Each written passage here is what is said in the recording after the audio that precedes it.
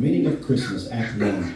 Scene 1. The scene is set in a modern college classroom at an unnamed university. The class is political science, and the liberal Professor Morano is just wrapping things up before Christmas break.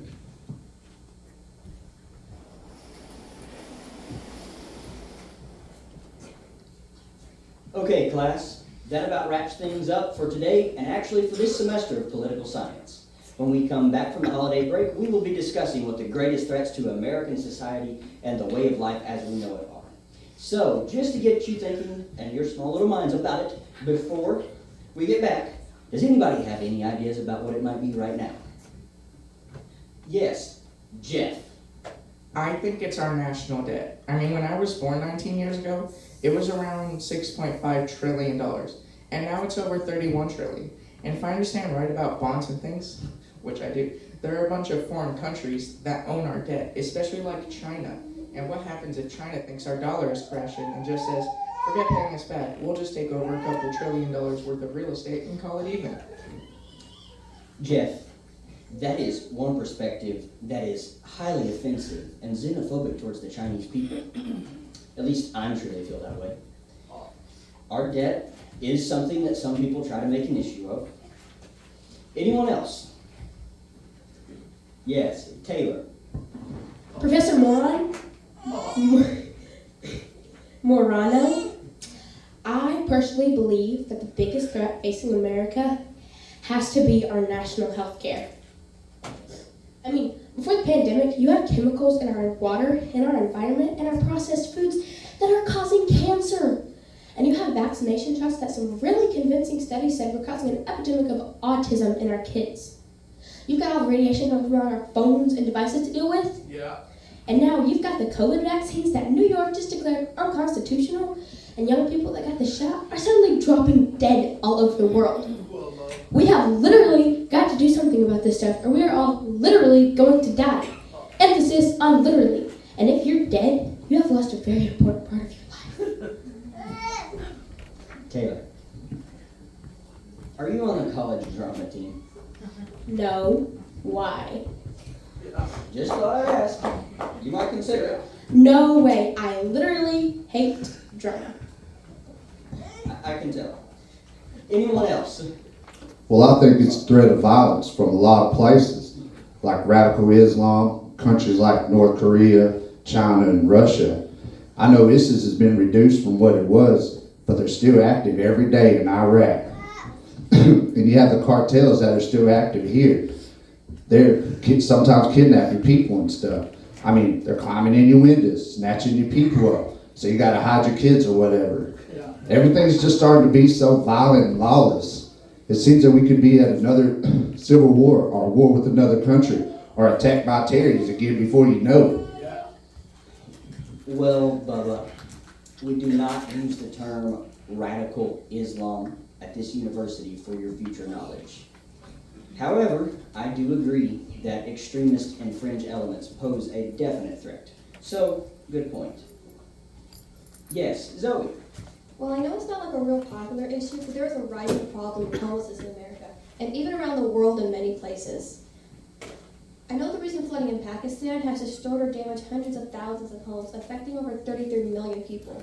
And the last time the global survey was done, which was in 2005, there's 100 million homeless people in the world, with 1.6 billion people without adequate housing. And currently in the U.S., there's over 500,000 homeless people and families. This is a real issue, guys. They're homeless. They need homes. Why is this not being addressed recently? And with the rising prices and everything, it's only going to get worse. You're right. What? This is a very important issue that needs to be addressed. That's a very good point, Zoe. Professor? Go ahead, Reagan. I personally believe that the greatest threat facing our country is none other than childhood obesity. Yeah. Literally, You're eating Reese's. I'm not a child anymore. It's childhood obesity. And it's a growing problem. It's getting out of control. We are literally eating ourselves to death as a nation. Our kids are. And we've got to do something because when they get older, like my age, your age, their health care is going to be out of the roof expensive because of all the junk that they're eating. So I think to see some progress now, what we need to do is not give Johnny any more Little Debbie's, no more sodies, doesn't cancel out any of the other sugars. Like, we've got to stop it now. Veggie straws, carrot sticks, that stuff is really good for them. Amen. So I think that's what we should kind of like shift their focus to, and we could really see like a lot of help for these chunky kiddos. Do you catch what I'm saying? Yes, I catch Does it. that make sense? Okay. I'd like to apologize to anyone named Johnny because the opinions expressed in this class do not necessarily represent the opinions of the university. This seems like a recipe for mutiny among the minors in our country. Yeah. But I will agree that obesity is a problem in America for sure. We actually lead the world in obesity. Although, I don't remember the last time I heard a politician mention adult obesity. He's there. Daisha, what do you think? What? Professor Moron is talking to you. I'm sorry, I didn't hear you. Can you repeat that?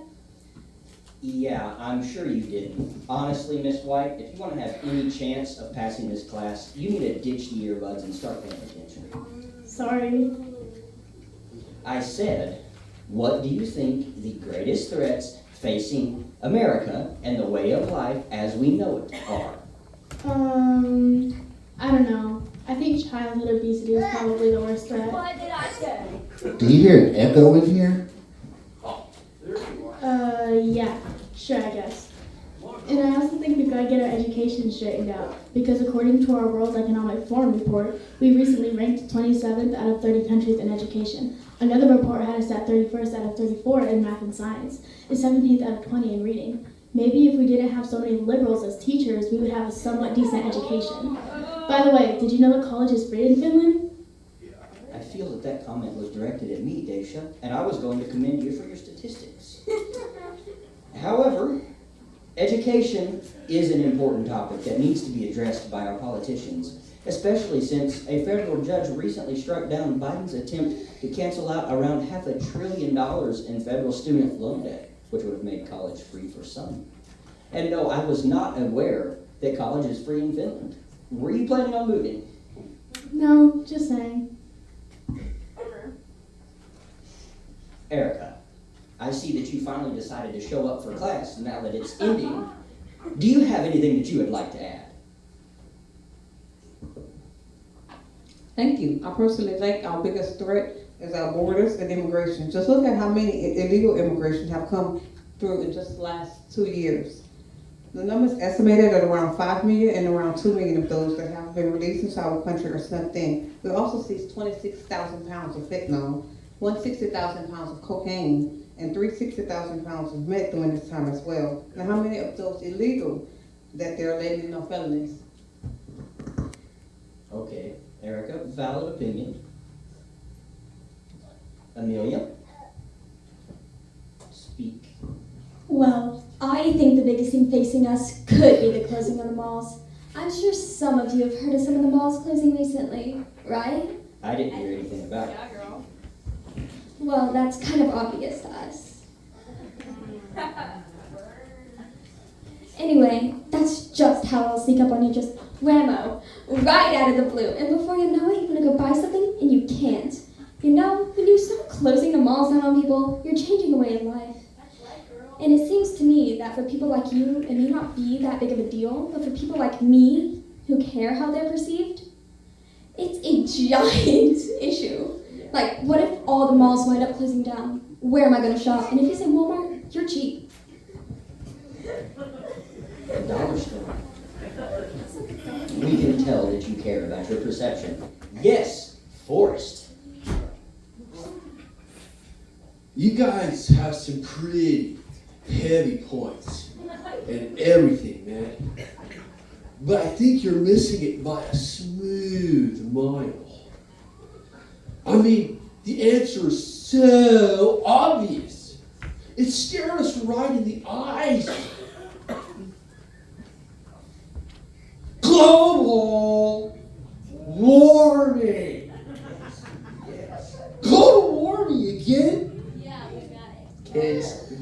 is your mind on drugs? Not cool. Out of bounds. After I shared my veggie straws with you. Not cool. No harm, no foul, man.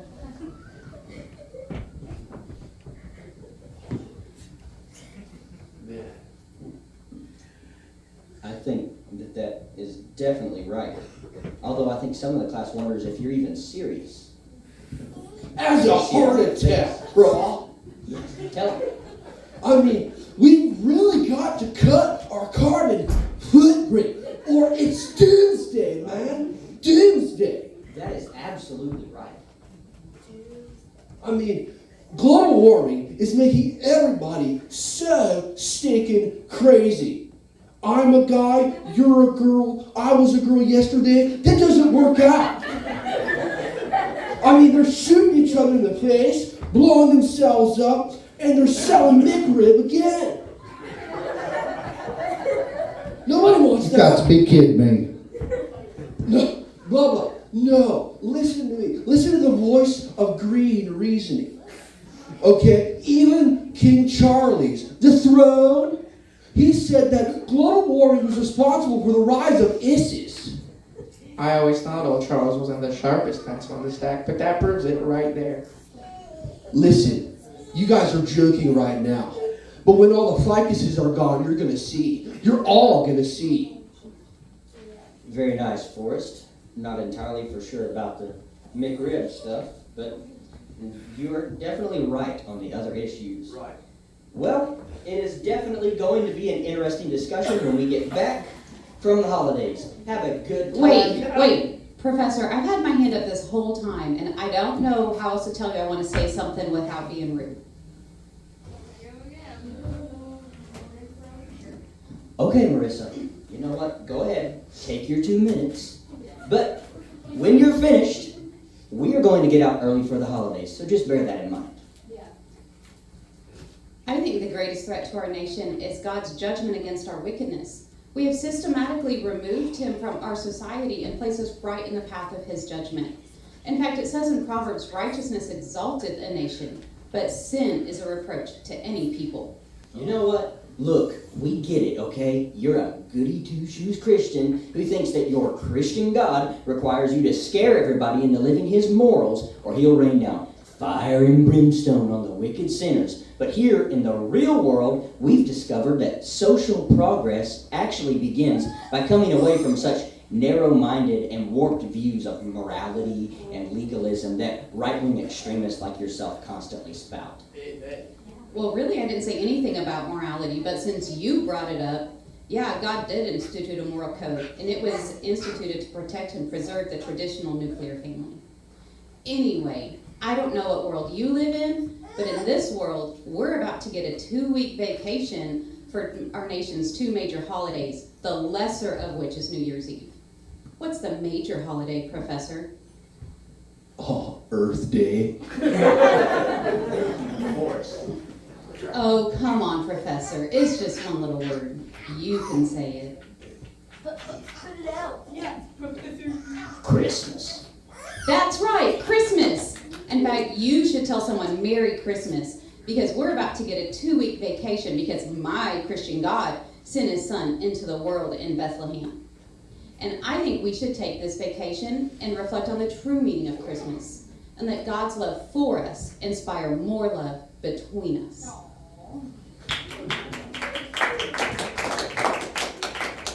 I like love, man. Love's cool. You are dismissed, class. Come back ready to study.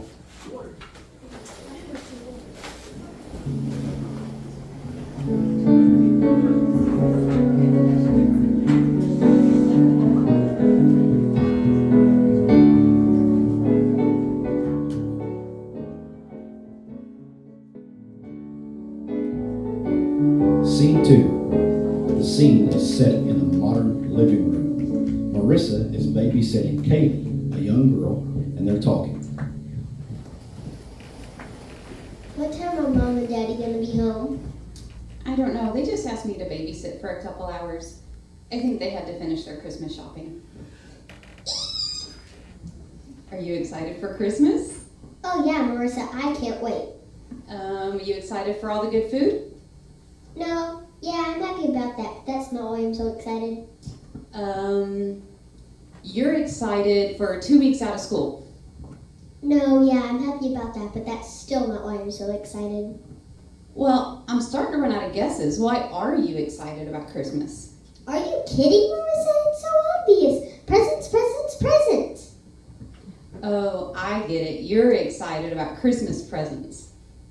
Today in my political science class, we brought up the real meaning of Christmas. Do you know what the real meaning of Christmas is? No, is it about Santa Claus and he brings us presents? No, it isn't, but here, I can read it to you. And it came to pass in those days that there went out a decree from Caesar Augustus that all the world should be taxed. And all went to be taxed, every one into his own city. And Joseph also went up from Galilee out of the city of Nazareth into Judea unto the city of David, which is called Bethlehem, to be taxed with Mary, his espoused wife, being great with child.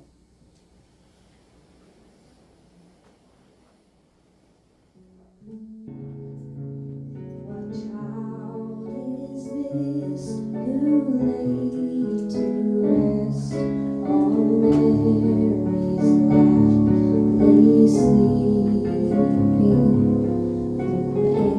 Angels greet with anthems sweet.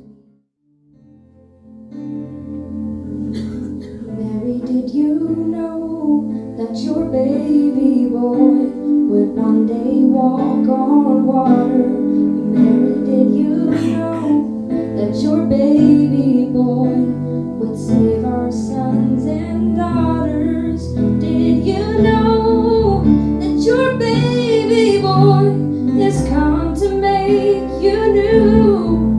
And this child that you deliver will soon deliver you. Mary, did you know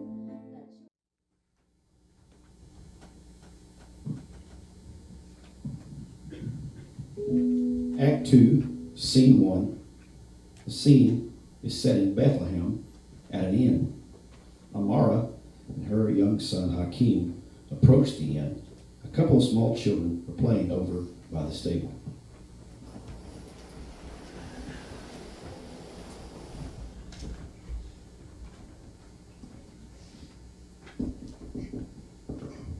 Now, Hakeem, you be polite when the people come to the door. Yes, Mom.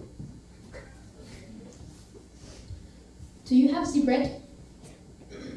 Hello, young lady. I'm Amara, Aurora Princess of Ethiopia. Me and my son is looking for a room tonight as we travel back home.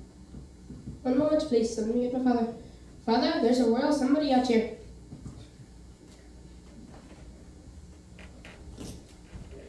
Greetings, Your Royal Highness. Welcome to the Bethlehem Inn. I'm Rajneesh, the innkeeper. I hear you need a room. Yes, I'm looking for a room for me and my son. I have very good news for you. I have one room left, and we'll be happy to rent it to a member of the royal Ethiopian family. In fact, my family has inns all over Ethiopia, so you have stayed with us before, no doubt. Please come inside and we will fix you food first. Thank you, sir. Those are my children. He is welcome to play with them. Perhaps he can teach them some respect. Okay, Hakeem, I'll call you when the food is ready.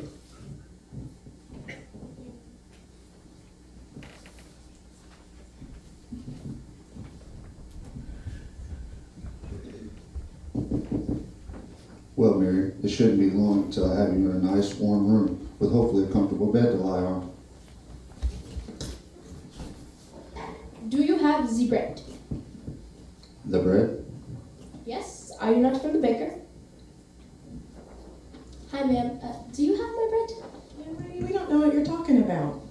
I can see that. I am very sorry, but there is a lot of people in there. They are hungry. And we ran out of bread. We sent an order to the baker a while ago, but it has not come. When I heard the knock, I assumed. It's okay. I'm sure your bread will be here soon. Yes, I'm sure it will be. We've come to inquire about a room. Uh-oh. Let me get my father. Father? What a lovely girl. Did you see her face turn red when she realized we weren't from the baker? Yeah, I've always been the one asking where the bread was. That's a first. Do you have my bread? Sir, we're not from the baker. We're from Nazareth. We've come to register for the census that Caesar decreed. We need a place to stay for a few days until we've enrolled. I see. I'm sorry, my friend. I'm the innkeeper, Rajneesh, and I have just rented my last room to a member of the royal Ethiopian family, no less. But I have, this is why. I have no room in my inn, and neither does anybody else. I have never seen it like this in Bethlehem before. It is worse than Passover. We are full of thanks to Caesar because he has enriched our pocketbooks, but we're completely out of room. I do hear that the landowners have opened their fields, and you can pitch your tent there. And if you do not have a tent, then you can get one from the market in the morning, and you can get food there as well. I really hate to turn away your business, my friend, but I have nothing to do for you. So, I'm sorry. I wish you the best. But sir, my wife, she says the baby will come tonight. Sir, please, if you could help us. We need a place to stay for her. I don't have a tent. I'm a carpenter and I'm willing to work. Do you know anyone who might help us? I see. The baby. I did not notice before. Tell you what. I have an idea. It is, how you say, unorthodox. Yes, that.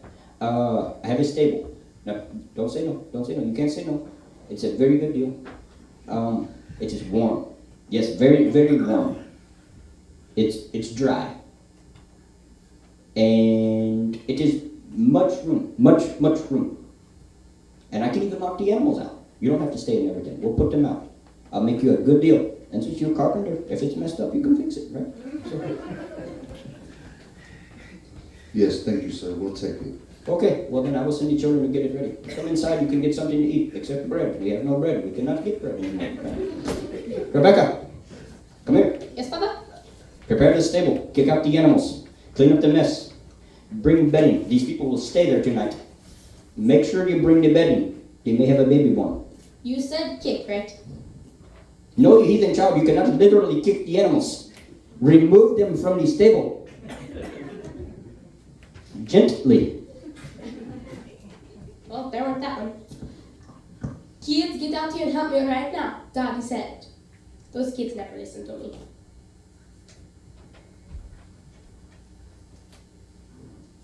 Where are the others? I don't know, but I'll go find them. Oh, no.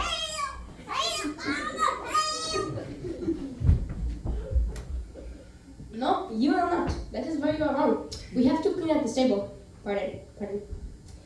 You have to clean out the stable. There are some people going to stay in there tonight. They may have a baby, so we have to clean it. Oh, duh, baby. Hey, can we kick Martha? No, you heathen child. You cannot literally kick out the animals. Remove them. Gently. I have asked. The people might have a baby, so we have to clean it. A baby in the stable? Yes, you heathen child. That is why it has to be cleaned. We could use this as a crib. Good idea, Ruth. Now clean that up. I wonder when the bread is going to get here. Rebecca, I have the bread. Hannah, why do you have my bread? And Leah, how did she rope you into this? Well, as you know, my uncle is the baker, and he asked me if I could help him today since There are people? Are you blind? That's a fact. Yeah, and I came to the bakery to pick up bread for our family, and Hannah told me she was getting ready to bring y'all some bread. So I took our bread home and asked if I could go with Hannah, and my parents said yes. So, yeah. And my uncle said since y'all were really busy, we could help him stay if you need. Yes, we could use the help. Anyway, did you hear about Dale's Bakery? Yeah, didn't it get raided by Romans? Yeah, really cute Romans, might I add. Leah. What? Just telling the truth. Yes, they are Romans. Sure, but they do have really good hair. But you just liked Marcus. What went wrong? Yeah, but he was last week. Can I have this? No. Well then, come on, you heathen children. We have got work to do. And Leah, you might consider getting a life. It might do you some good. Come on. Why did you do that? I didn't pick it up. I didn't touch it. Now hold up, I will tell you. See? Anyone ever know the difference? See what I mean? Yeah, it's delicious. No, thank you. Let's go.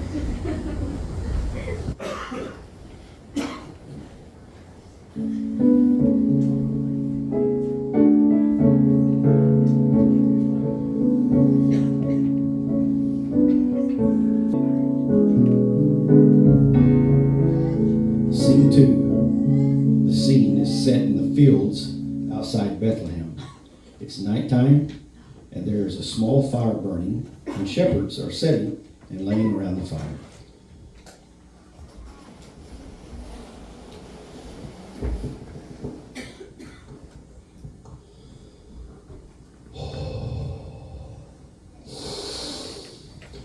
Well, boys, it's going to be another cold one tonight. Sure is. Oh, the joys of being a shepherd. Hey, do you know what to do if you get cold? No. What? Go stand in a corner. Corners are always 90 degrees. How'd you come up with that joke? Well, I don't know. I just thought about making a joke, and that's a thought that crossed my mind. You said a thought crossed your mind. Man, it must have been a long, lonely journey. Hey, Daniel, I'd give you a dirty look, but you've already got one. Now, boys. Y'all keep chatting like that, and our sheep are going to get a complex and start fighting each other. I believe young Daniel here was remarking how wonderful it was to be a shepherd. Huh? Come on, Daniel. Well, if I had my way about it, I wouldn't even be a shepherd. And just what would you be, young Joshua? I would be a chariot racer, or maybe even a soldier. No, probably a chariot racer. If I had a shekel for every smart thing you'd said, I'd be a beggar by now, wouldn't I? Well, what about you, Daniel? You have the need of patience, boy. Yeah, Josh, you just need to be patient. Both of you boys need a good dose of it. Fear not, for behold, I bring you good tidings of great joy, which shall be to all people. For unto you is born this day in the city of David a Savior, which is Christ the Lord. And this shall be a sign unto you, ye shall find a babe wrapped in swaddling clothes, lying in a manger. Did you see that? What are you doing here? Get down, there's an angel of the Lord. Oh. Okay, let us go see this thing which the Lord has brought to pass. Yes, let us go. But what of the sheep? Who cares about the sheep? The sheep will be fine. Let's think anyway, let's go. You want excitement? You got it. Put out the fire.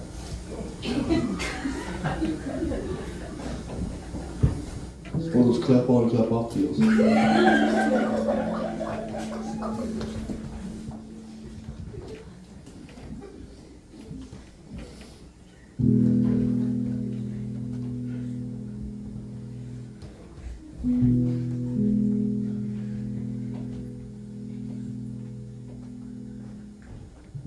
Scene 3 is set at the stable. As the scene opens, Mary and Joseph are standing around the manger where baby Jesus is lying. The innkeeper and his children and Amar and her boy are there, and the shepherds interlast and bow, and Ezra speaks. For unto us a child is born, unto us a son is given, and the government shall be upon his shoulders, and he shall be called Beautiful, Wonderful, the Everlasting God, the Eternal Father, the Prince of Peace.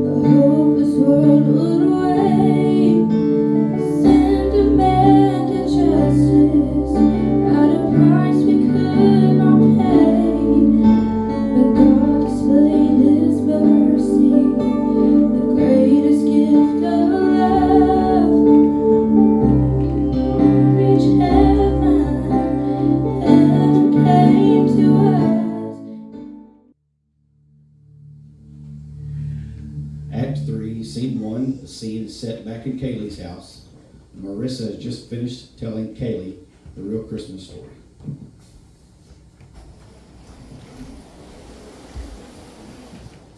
So that's the real meaning of Christmas. It's when God sent his Son into the world to save the world from their sins. It says in John 3:16, "For God so loved the world that he gave his only begotten Son, that whosoever believeth in him should not perish but have everlasting life."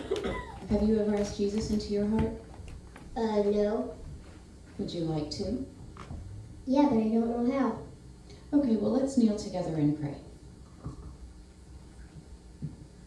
All right, that's the end.